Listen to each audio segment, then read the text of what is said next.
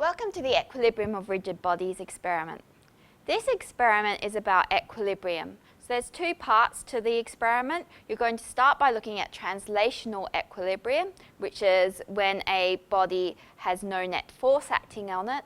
And then we're going to look at rotational equilibrium, which is when a body has no net torque acting on it. So in order to do this experiment, you're going to need to understand about vectors. So hopefully you've learned a bit about vectors in class and know that vectors have a magnitude and a direction. In this experiment, you're going to be summing vectors together. Let's say that we wanted to sum this vector A here, which has a magnitude and the direction shown by the arrow, to this vector B here. Then in order to sum these vectors, we need to add them head to tail. What do we mean about that?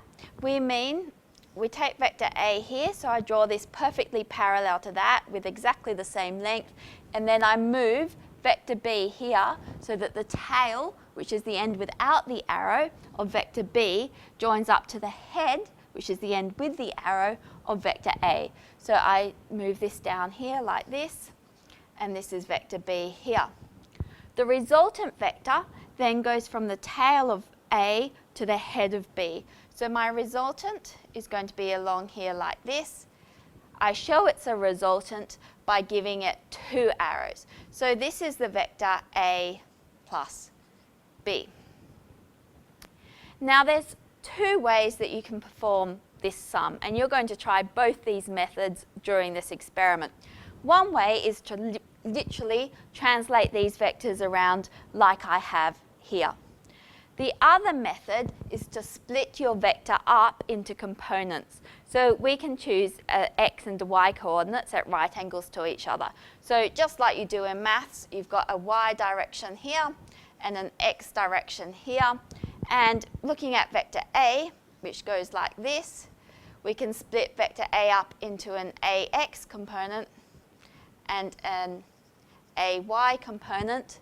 We'd need to measure this angle theta in between the x-axis and our vector A, and we then know that the magnitude of ax is given by a cos theta, and the magnitude of ay is given by a sine theta.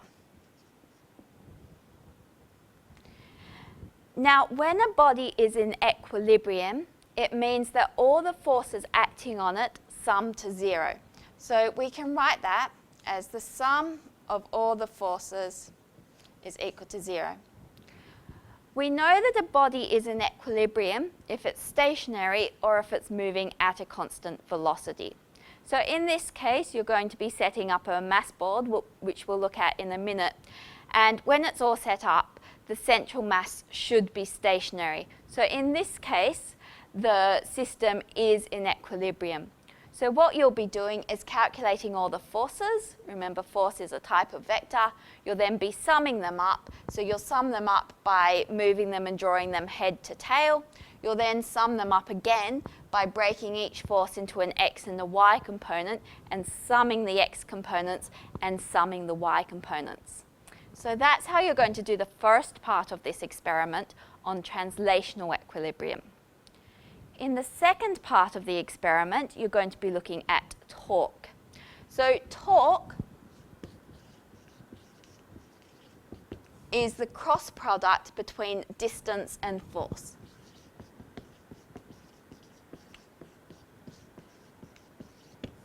So we can give this the symbols. Torque has a tau. Distance we represent by r, and the force we represent by F. Now in magnitudes, you've probably learnt about cross products in maths. We know that this is given by the magnitude of r times the magnitude of F times sine theta, where theta is the angle between the vector r and the vector F. So let's just have a quick look at an example. Let's imagine we had a kind of seesaw thing here, and we put a mass on one end here. There's a gravitational force acting on this mass, so it's got some force downwards mg. And this is going to cause it to go around this pivot point here. So there's a torque involved. We measure the vector r going from the pivot point to the place where the force is applied. So in this case, our vector r is in this direction along this seesaw and has the length from the pivot point to the center of mass there. And so in this case, a torque would be given by r cross mg. Now, because this is a cross product, a vector product, torque is a vector, and we do need to give it a direction. So in order to work out the direction, we can use our right-hand rule.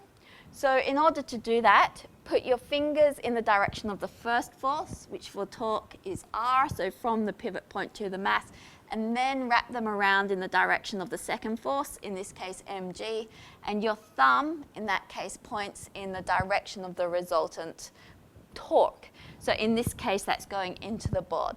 There's a few different right-hand rules that you can use. If you've learnt a different one, it's fine to use that different one.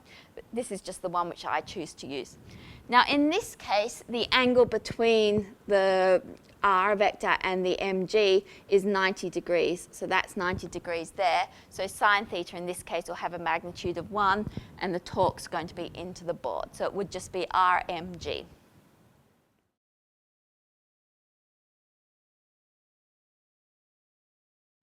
So how you'll be applying this for the torques is you will have a bar similar to this one with some clips here. What you're going to do is apply 2 torques on this bar, and you're going to try and get those 2 torques in equilibrium. You'll know they're in equilibrium because the bar won't be doing this, it will be stationary. And so when I add masses to these 2 clips,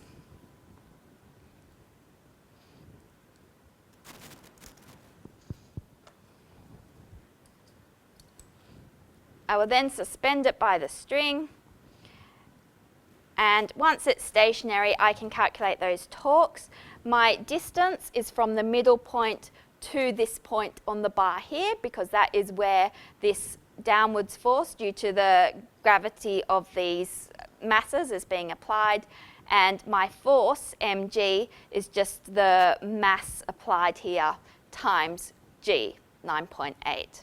So that's how you're going to be applying this theory. Let's have a look at the equipment in a little more detail now.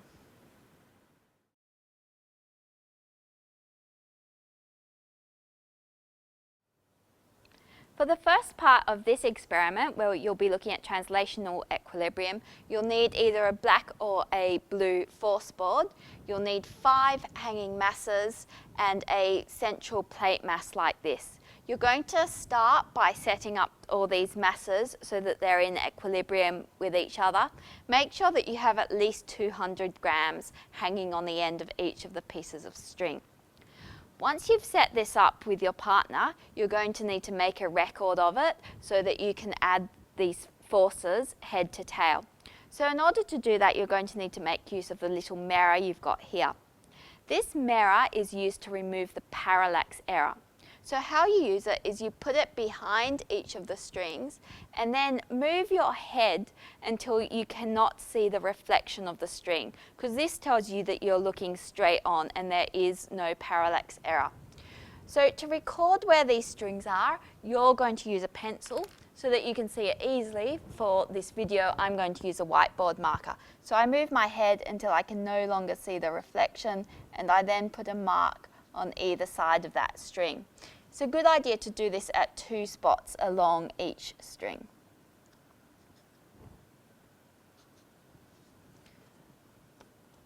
So you're going to do that for each of these strings here.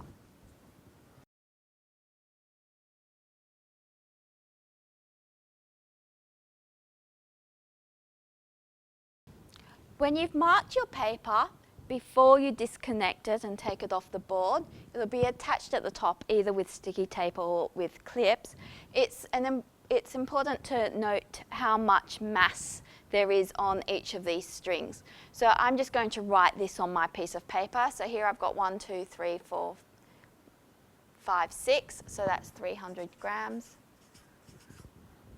1, 2, 3, 4, 5, 6.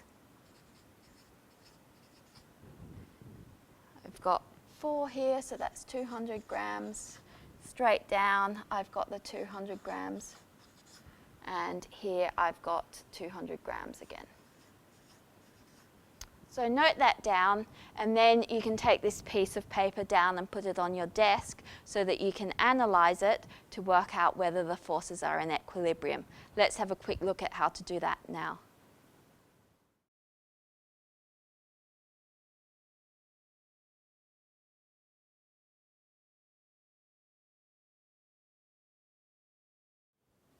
To analyze your measurements, draw a line connecting all the dots for each of the forces.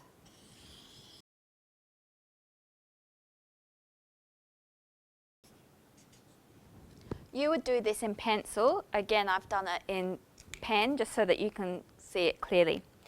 Now you're going to need to choose a coordinate system. I recommend that you take the hanging mash, which was going directly downwards, as your y direction. So we'll define our coordinate system in this case as,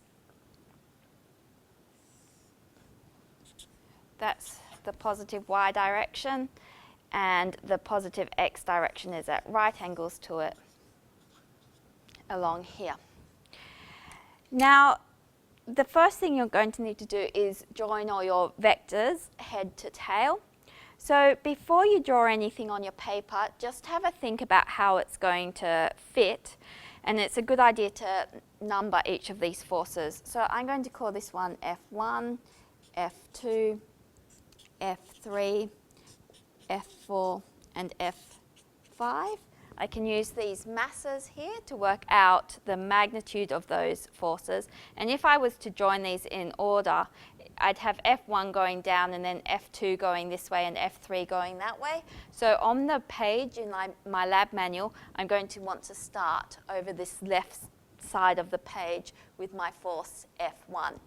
You're going to need to come up with some scale. So maybe you want to work out what 200 grams is as a weight force. It would be of order of magnitude of 2 newtons. So maybe you'd want to use 20 centimeters or 10 centimeters to represent the weight force in newtons. You should work out what's the biggest size you can use and have it still fit on your page, because using bigger scale is going to lead to less uncertainties. So then what you'll do is you'll work out how long this should be, draw it in your book, and then what you're going to need to do is measure these angles with the protractors which are provided. So extend this right back to our y-axis here. You can measure this angle here, and then you use your protractor to draw this force perfectly parallel to it at the end of your vector for F1 in your lab manual. So draw all these head to tail and see if they sum up.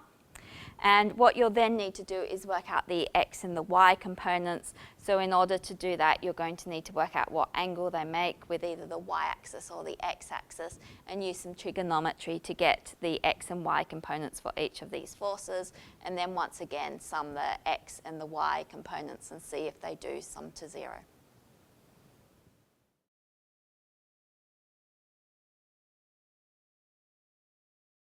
For the second part of the experiment, where you're looking at torques and equilibrium, you're going to hang the long metal rod, possibly with a plastic sleeve on it, from the clamp on the retort stand.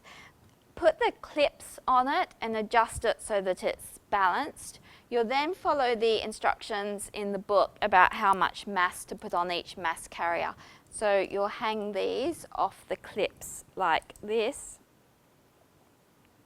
and then just adjust the positions of the clips